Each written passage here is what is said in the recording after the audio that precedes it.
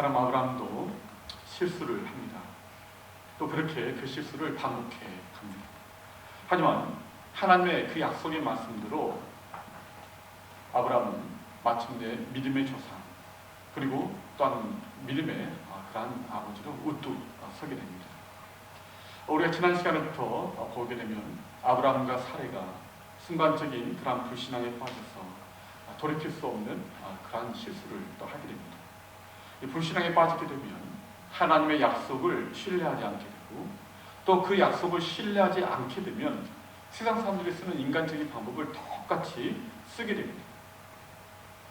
우리가 이러한 아브라함과 사레의 모습을 통해서 우리도 늘 조심해야 됩니다.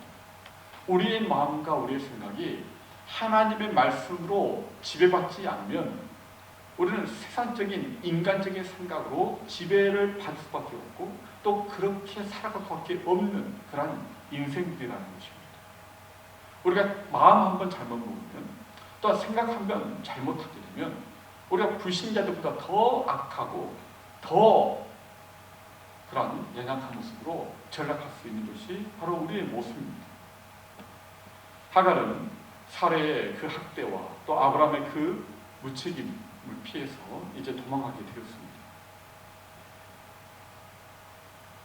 이 과정 속에서 이제 하나님께서 어떻게 이 하갈을 찾아오시는지 오늘 본문을 통해서 우리가 함께 나누기로 합니다. 우리 7절, 8절 함께 읽겠습니다. 여호와의 사자가 광야의 샘물 곁 곧 술길 샘 곁에서 그를 만나 이르되, 사레의 여종 하갈아, 내가 어디서 왔으며 어디로 가느냐? 그가 이르되, 나는 내 여주인 사레를 피하여 도망하나이다. 하갈이 도망가다가 숨을 돌린 곳이 술길 샘 곁이었습니다. 이 술길은 이 시내 광야의 북서쪽에 있는 그런 길인데, 애굽으로 내려가는 그런 길목입니다. 출애굽한 이스라엘 백성들이 이 광야로 들어갈 때 바로 이 술길을 지나갔다라고 또한 출애굽기는 기록하고 있습니다. 다시 말하면 이 하갈은 지금 자신의 고향인 애굽으로 도망가고 있었던 것입니다. 그런데 여기서 우리가 한 가지 놀라운 사실을 발견하게 되는데요, 이 학대를 당하고 또 도망가고 있는 이 하갈에게 하나님이 찾아오셨다는 사실입니다. 그리고 하갈의 이름을 불러주셨다는 것입니다. 하나님은 이미 하갈에 대해 잘 알고 계신다는 것을 여기에서 보여주시는 것이죠. 하갈아, 이렇게 이름을 들었을 때 하갈이 아마 깜짝 놀랐을 것입니다. 어떻게 내 이름을 알지? 어떻게 나에 대해서 알고 있지? 라고 깜짝 놀랐을 것입니다. 하갈은 하나님이 아브라함의 하나님인 것으로만 알았습니다. 사레의 하나님으로만 알았습니다. 그래서 아브라함과 사레가 하나님의 복을 받는 그러한 복의 대상자지, 자신은 하나님과 아무런 상관이 없는 그러한 버려진 존재, 도망가는 그러한 참 안타깝고 불행한 인생이라고 생각을 했던 것입니다. 그런데 그런 하갈에게 하나님께서 찾아오셨다는 것입니다. 모든 인간은 정말 도망하는 그러한 인생입니다. 고난을 피해서 도망가고, 학대를 피해서 도망가고, 끊임없는 그러한 이 세상에 이 어려움을 겪으면서 또 도망가고, 끊임없이 도망가는 그런 인생들이 바로 우리 인간의 모습이죠. 하갈도 역시 학대를 견디다 못해서 도망하고 있는 것입니다. 그런 하갈을 하나님께서 찾아오신 것이죠. 하갈의 입장에서 보면 참 원통하고 또 참 괴로웠을 것입니다. 자신은 주인 마님의 명령에 따라서 아브라함의 그 아이를 가진 것 뿐입니다. 근데 그 여주인 사레가 자기를 학대하기 시작했던 것입니다. 이런 안타깝고 기가 막힌 상황을 어디 가서 하소연하겠습니까? 이 하갈은 하나님마저도 나를 버렸다라고 그렇게 생각했을 것입니다. 그래서 그녀는 광야로 그렇게 도망갔습니다. 사람이 살지 않은 아무도 없는 황량한 광야로 그렇게 나아갑니다. 그리고 술길 곁에 한 샘물에서 이제 한숨 돌리고 있는 것입니다. 그것이 아니라 낭망하고 또 자제를 되씹고 있는 것입니다. 바로 그때 하나님의 천사가 나타나는 것이죠. 이 하나님의 천사, 곧 하나님께서 이 하갈에게 이렇게 말씀하십니다. 사레의 여종 하갈아, 어디로 가느냐? 여기에 왜 하갈의 이름 앞에 사레의 여종이라는 이 명칭을 붙입니다. 다시 말하면 하갈의 현 주소를 다시 확인시키시는 것입니다. 너의 위치는 사레의 종이다, 사레의 몸종이다, 이렇게 말씀하시는 것입니다. 그리고 네가 어디로 가느냐 이렇게 물으십니다. 이 질문이 정말 하나님을 모르는 모든 인생들에게 던지는 그런 질문 아니겠습니까? 네가 지금 어디로 가느냐? 사람들은 인생이 어디로 와서 무엇을 하다가 어디로 가는 것일까? 그런 질문을 가지고 학문을 연구하고 또 철학을 또한 연구합니다. 모든 철학자들이 추구했던 질문이 바로 이것 아니겠습니까?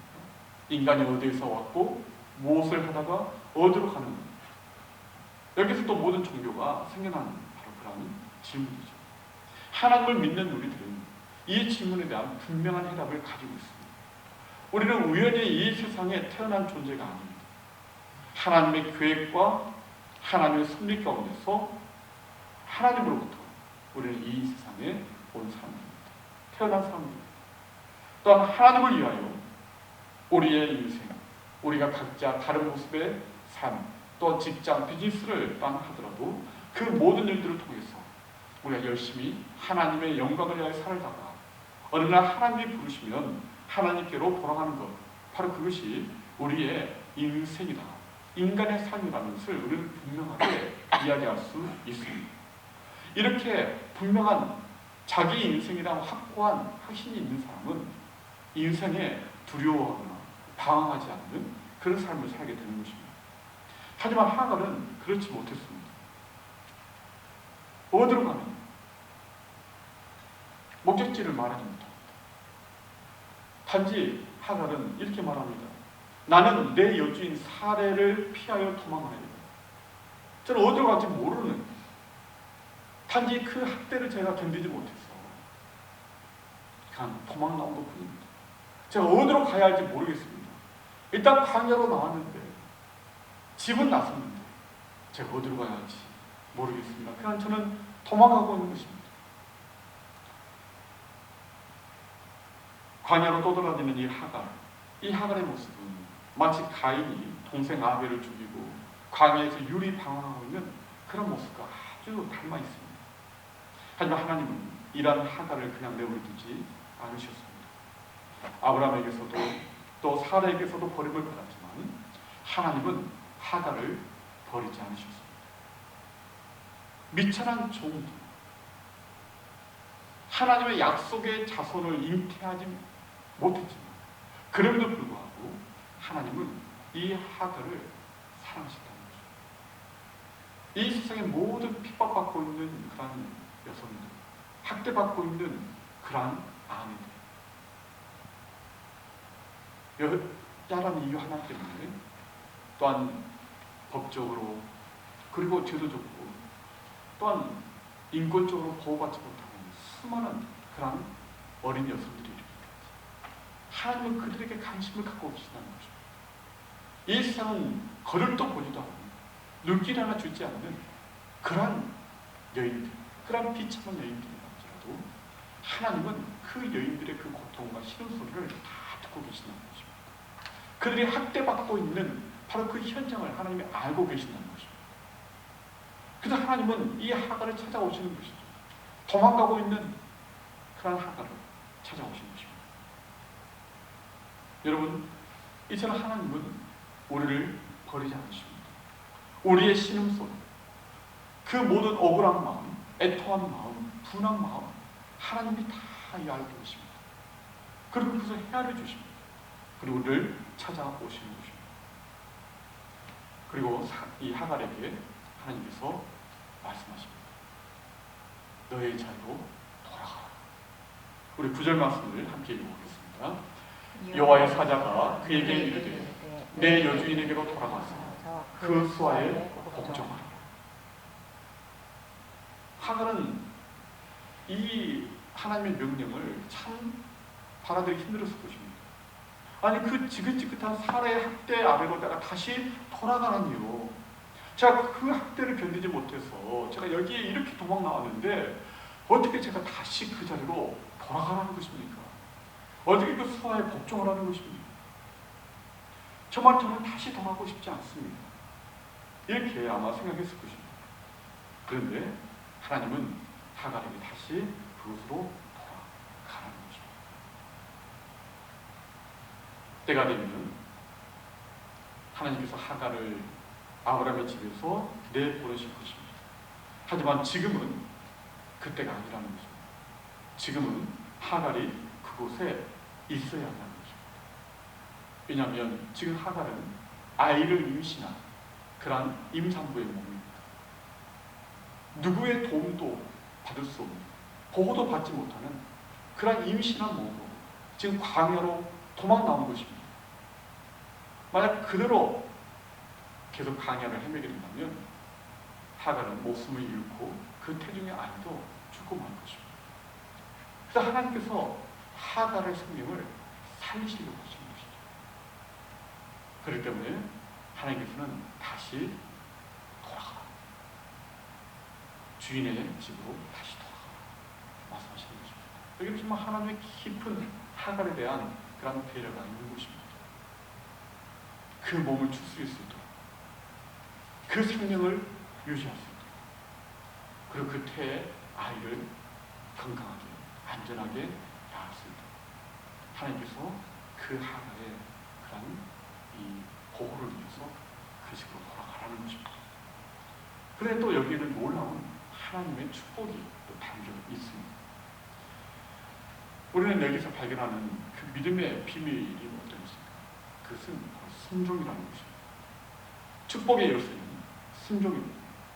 이 순종이 모든 것을 바꿉니다. 순종은 모든 상황을 바꾸고요, 이 세상을 변화시킵니다. 하나님께서 이 하갈에게 아무런 대책 없이 그냥 돌아가는 그런 말씀이 합니다. 하나님께서 책임지고 너와 너의 자녀를 돌봐주겠다는 것입니다. 그러니 순종하고 다시 사례의 집으로, 아브라함의 집으로 돌아가라는 것입니다.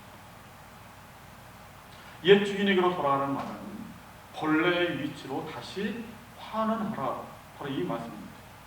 참된 행복은 무엇입니까? 참된 행복은 자신의 자리를 잘 잡는 것입니다. 자기가 있어야 할 자리를 잘 잡는 것입니다. 자기가 있어야 할 자리를 잘못 자리 잡게 되면 얼마나 큰 어려움과 불행을 겪는지 모릅니다. 참된 행복은 그렇게 자기의 제자리로 돌아가는 것입니다. 하나님을 거부한 인간의 참된 행복을 얻을 수 있겠습니다. 바로 하나님께로 돌아가는 것, 바로 거기에서 참된 행복을 찾을 수 있는 것입니다. 집 밖으로 도는 남편, 집 밖으로 도는 아내, 가정으로 돌아가는 것이 바로 거기에 참된 행복이 있는 것입니다. 집을 나간 둘째 아들이 아버지의 집으로 돌아가는 것, 그 탕자가 아버지 집으로 돌아가는 것이 바로 참된 행복인 것입니다. 순종이 무엇인지 가장 우리에게 정확히 보여주신 분이 우리 주님이신 예수님이십니다. 예수님의 삶을 우리가 한마디로 정의해보면 그것은 하나님의 뜻을 순종하신 것입니다. 히브리서 5장 8절 9절을 우리 같이 읽어보도록 하죠. 그가 아들이시면서도 받으신 고난으로 순종함을 배워서 온전하게 되셨은지 자기에게 순종하는 모든 자에게 영원한 구원의 근원이 되시고, 하나님의 아들이시지만 고난을 통해 순종하는 법을 배웠다는 것입니다. 고난 중에 순종하는 것 어렵죠. 힘듭니다. 내가 원치 않는 상황 가운데 순종하는 것 어렵습니다. 내 생각이 아닌데, 내가 원하는 그런 뜻이 아닌데 그것을 꺾고 순종한다는 것 어렵습니다. 하지만 그 과정을 통해서 순종을 배우셨다는 거죠. 자신을 부인하는 법을 배우셨다는 거죠. 자신을 내려놓는 것을 배우셨다는 것입니다. 자기의 뜻을 죽이는 것을 배우셨다는 거죠. 그 순종을 통해서 온전하게 되셨다는 것이죠. 하나님의 온전한 그 뜻을 다 완성하셨다는 것이죠. 그래서 우리 모든 순종하는 자들에게 영원한 구원의 근원이 되신 것입니다. 구원과 하나님의 그 축복은 순종을 통해서 우리가 얻게 되는 것입니다. 왜냐하면 하나님은 순종을 통해서 우리를 만나주시고 순종을 통해서 우리를 축복하시기 때문입니다. 그래서 하나님께서는 하갈에게 명령하시는 거죠. 너의 여주인의 집으로 다시 돌아가서 그 밑에서 복종하라. 하갈은요, 그 하나님 말씀에 순종합니다. 다시 돌아가고 싶지 않은 그런 곳이었지만 순종합니다. 그로 인해서 순종은 축복을 가져오게 되었습니다.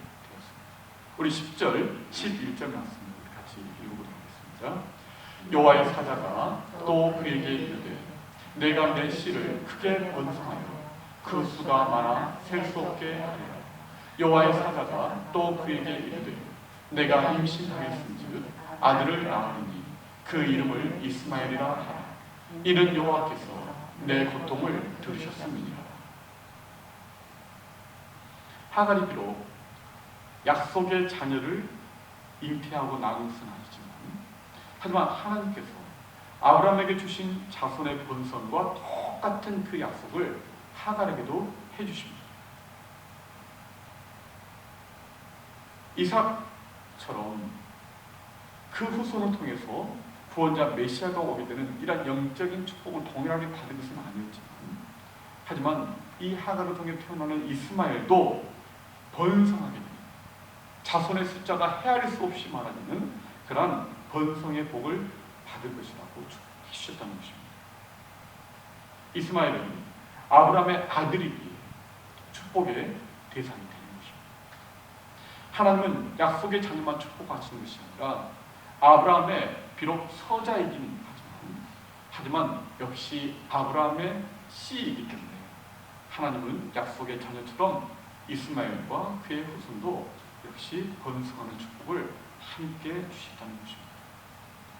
여기서 이 이스마엘이라고 하나님께서 이름을 지어주시는데요, 이스마엘은 하나님께서 나의 고통을 들으셨다라는 바로 그 뜻입니다. 다시 말하면 하갈이 고통 가운데 그렇게 울부짖을 때, 그 학대를 통해서 고통받고 신음할 때 하나님께서 그 모든 소리를 다 들으셨다는 것입니다. 여러분, 여러분의 신음소리 한마디 한마디 하나님께서 다 듣고 계십니다. 다 알고 계십니다. 여러분이 홀로 어두운 밤에 탄식하는 그 탄식 소리도, 또 어두운 골방에서 기도하는 그 기도 소리도 하나님은 다 듣고 계신다는 것입니다. 그 고통을 다 헤아리고 계신다는 것입니다. 하나님은 이스마엘에 대한 약속이 실현되기 위해서 하갈에게 다시 그 주인집으로 돌아가라고 하신 것이죠. 비록 종으로서 삶을 다시 시작해야 되지만, 하지만 태어날 아들을 통해 약속하신 그 자손 본성의 약속을 믿고 돌아가라는 것입니다. 아브라함의 집으로 사례의 그 밑으로 다시 돌아갈 동기, 그 이유를 하나님께서 제공해 주신 것입니다. 하나님은 얼마나 자비로우시고 자상하신 분인지, 하나님은 무조건 우리가 감당 못할 명령만 하시는 분이 아닙니다. 우리를 무조건 밀어붙이시는 그런 분입니다. 우리가 그 순종을 할 수 있는 그 약속과 축복도 함께 해주시는 것입니다. 우리가 그렇게 할 수 있는 우리의 마음의 동기도 함께 허락해 주시는 그런 분이십니다.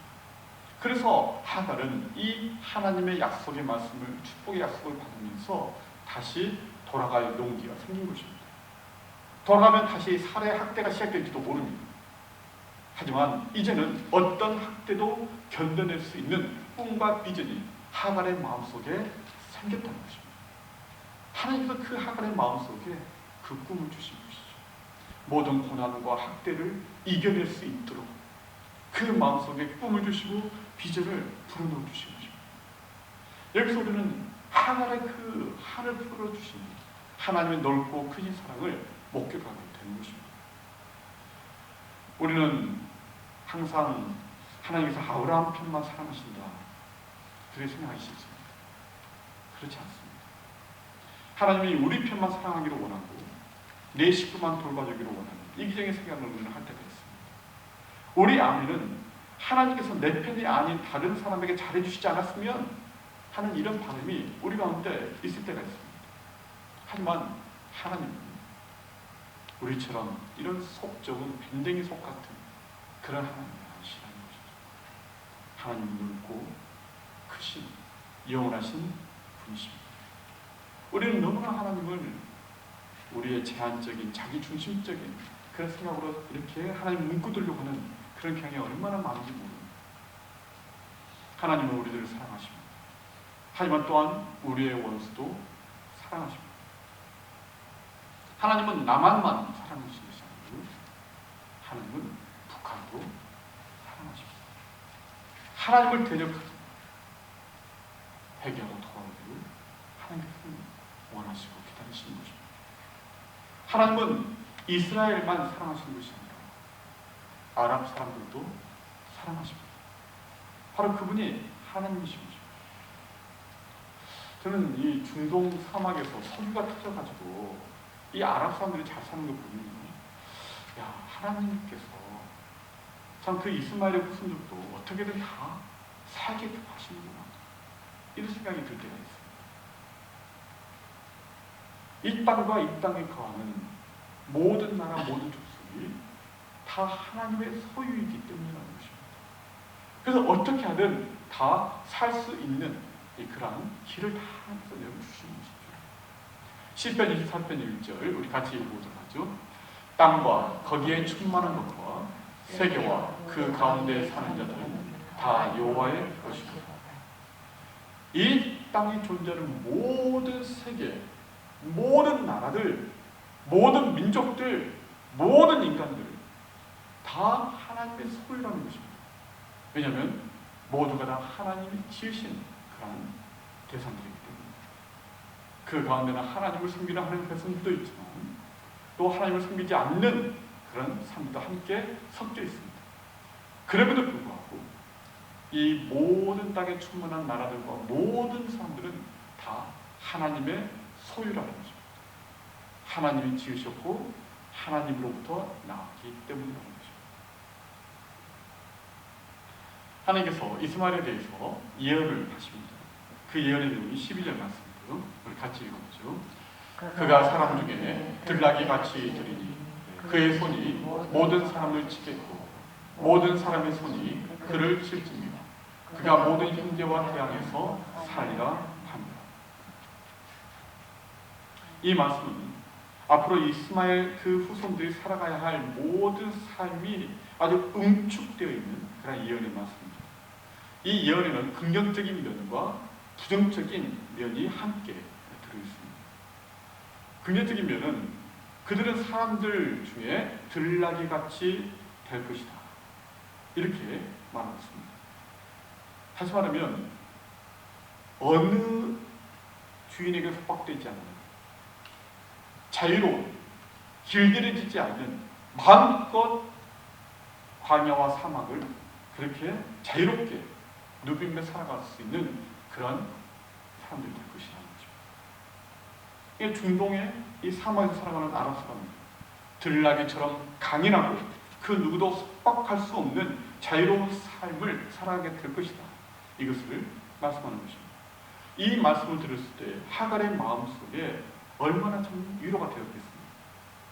하갈은 지금 노예로서 몸쪽으로서 속박당하고 학대를 견디지 못해서 도망쳐 나온 사람, 그런 하갈에게 너의 그 아들과 너의 그 후손들은 들나귀처럼 강하고 그리고 자유로운 그런 삶을 살게 될 것이다. 이 하나님의 이 약속의 이유는 정말 이 하갈에게는 단비와도 같은, 복음과도 같은 그런 이유였을 것입니다. 자, 그런데 또 계속해서 또 예언을 하십니다. 그런데 그들의 손이 모든 사람을 치겠고, 이렇게 말합니다. 그들의 손에 칼과 피가 있을 것이라고 그렇게 예언하고 있다는 것입니다. 모든 사람들과 적대 관계 속에서 그렇게 살게 될 것이다 라는 이제 부정적인 측면의 예언을 하나님께서 이제 하나를 주신 것입니다. 정말 인류 역사적으로 보면 정말 이 전 세계를 대항해서 테러와 폭력과 납치와 같은 이런 일들은요, 이런 이스마엘 후예들과 무관하지 않습니다. 이 예언 그대로 모든 사람을 대항해 하였어요. 정말 이 사람들을 치고 그 손에 늘 피가 있는 그런 일이죠. 더구나 모든 형제와 대항해서 살게 될 것이죠. 여기 형제는 이삭을 말하는 것이죠. 이삭의 후예인 이스라엘과 계속해서 싸우게 될 것을 말씀하신 거죠. 이 예언은 이루어졌고요. 그리고 지금도 그리고 앞으로도 그렇게 될 것입니다. 하나님은 오늘 이 하갈에게 나타나실 때 어떤 하나님으로 나타나십니까? 바로 보살피시는 하나님으로 그렇게 나타나주신다는 것입니다. 우리 13절 14절을 함께 읽어보도록 하죠. 하갈이 자기에게 이르신 여호와의 이름을 나를 살피시는 하나님이라 하였으니 이는 내가 어떻게 여기서 나를 살피시는 하나님을 배웠는고 함이라. 이러므로 그 샘을 부엘라 헤로이라 부르시며 그것은 가데스와 베레 사이에 있다. 하갈은 하나님을 만났습니다. 하갈의 생각에는 하나님은 자신과 아무런 관계가 없는 하나님으로 알았습니다. 아브라함의 하나님, 사라의 하나님일 뿐 나의 하나님은 아닐 것이다라고 생각했습니다. 나는 버려진 존재요, 소망 없는 존재요, 아무리 노력해도 출신이 나빠서 흙수저여서 나는 도무지 성공할 수 없다라고 생각했습니다. 한때는 아이를 가지고 이 여주인 사례의 주인 마님의 자리를 넘보기도 했습니다. 하지만 역시 그것도 되지 않은 것을 경험한 것입니다. 그런데 아브라함과 사례의 하나님이 줄만 알았대요. 바로 그 하나님이 나의 하나님으로 들어주셨다는 것입니다. 나의 하나님, 나의 모든 고통, 나의 모든 싫은 소리를 들으시고 나를 아시나. 누구도 나를 돌봐줄 사람은 없는데 나를 보살펴 주시는 하나님, 나의 하나님, 나를 찾아오시고 나를 만나주시고 나에게 말씀해 주시고 축복해 주시는 하나님, 나의 하나님인 것을 하나님 여기서 체험하게 되었다는 것입니다. 이런 하나님, 그 마음속에 얼마나 기쁨이 있고 또 은혜가 충만했겠습니까? 하갈은 바로 이러한 하나님을 잊을 수가 없었습니다. 이 하나님을 만나는 순간 그의 마음속에 사례에 대한 그 분노도 다 풀리고 아브라함에 대한 섭섭한 마음도 다 풀리고 그리고 이제 그 주인의 집으로 다시 돌아갈 수 있는 용기가 생기게 되었습니다. 하나님의 말씀은 이 사람 우리에게 용기를 줍니다.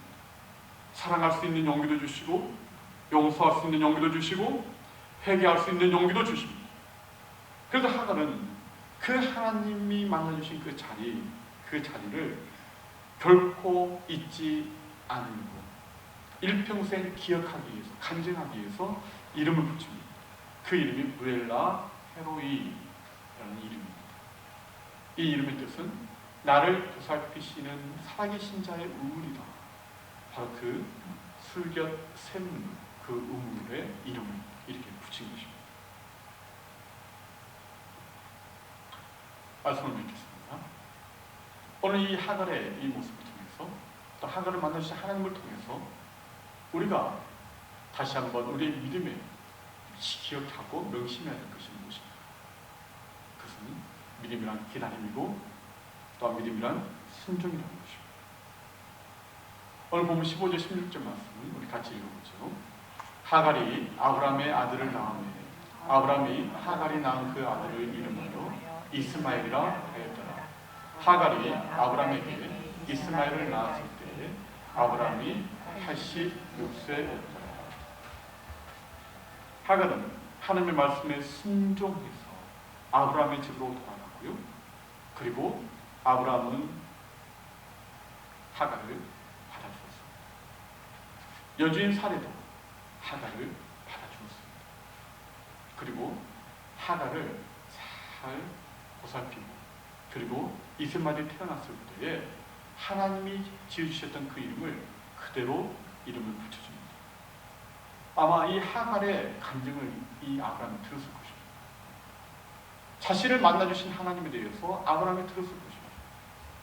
그리고 하나님께서 하갈에게 주신 그 약속의 말씀을 또한 아브라함에게 나눴을 것입니다. 그래서 아브라함은 아이가 태어나자 하나님이 지어주신 그 이름 그대로 이스마엘이라고 이름을 지게 됩니다.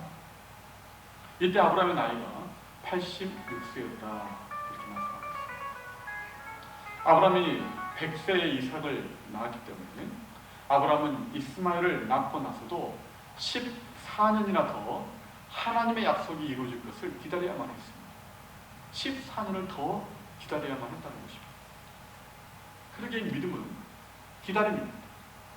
하나님의 약속의 말씀이 이루어질 것을 기다리는 것입니다. 또한 믿음은 순종입니다. 내가 다시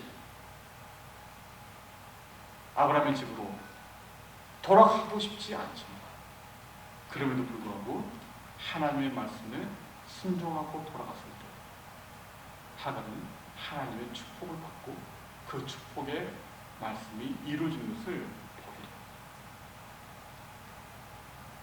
내가 할 수 없다고 생각되고 내 감정에 맞지 않도록 하나님의 말씀이기에 순종하는 것입니다. 그러면 바로 거기에 하나님의 축복이 함께 연결되어서 부어지게 되는 것입니다. 하나님께서 말씀하십니다. 네가 네 자리로 돌아가면 내가 도와줄 것이다. 내가 너를 도와주었으니 너의 모든 문제는 해결될 것이다. 이렇게 약속하시는 것입니다. 여러분, 여러분의 있어야 할 자리, 그 위치를 잘 생각하십니다. 하나님은 하갈에게 사례의 여종 하갈 이렇게 부르셨어요. 하갈의 그 위치가 어떤 것인지를 정확히 지적해 주십시오. 하갈은 임신한 그것을 이유로 삼아서 주인마님 사례의 자리를 넘었습니다. 그 자리를 탐했습니다. 하지만 하나님은 너는 사례의 여종이다. 너의 위치는 주인마님이 아니라 바로 종의 자리다. 그렇게 말씀하시는 것입니다. 네가 있어야 할 곳은 바로 아브라함의 집이요, 그리고 사례의 수하에 네가 복종하고 순종하는 것이다. 네가 그렇게 하면 모든 문제가 해결되게 될 것이다. 모든 상황이 바뀌게 될 것이다. 그리고 너를 축복할 것이다. 하나님께서 이렇게 하갈의 약속해 주신 것입니다. 여러분, 여러분이 있어야 할 자리, 여러분의 위치는 어디입니까? 혹시 여러분들이 그 위치를 벗어나고 있지는 않습니다. 하나님이 여러분들을 세우신 그 자리, 바로 그 자리와 위치를 잘 지키시기 바랍니다. 그것을 벗어났다면 다시 돌아가시기 바랍니다. 그러면 모든 것이 해결될 것입니다. 모든 상황이 바뀌게 될 것입니다. 하나님께서 여러분들을 축복하실 것입니다. 이런 축복이 저와 여러분에게 함께 할 수 있기를 주의 이름으로 축원합니다. 아멘.